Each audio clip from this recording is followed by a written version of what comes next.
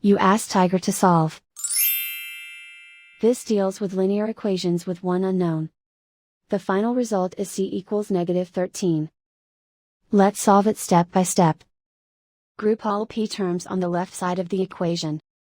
Subtract 3c from both sides. Group like terms. Simplify the arithmetic.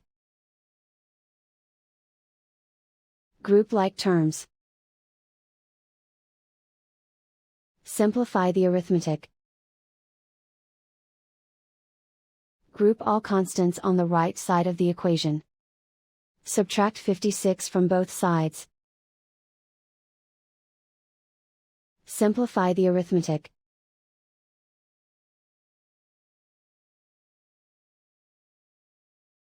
Isolate the p. Divide both sides by 8. Simplify the fraction. Find the greatest common factor of the numerator and denominator. Factor out and cancel the greatest common factor. And so the final result is c equals -13.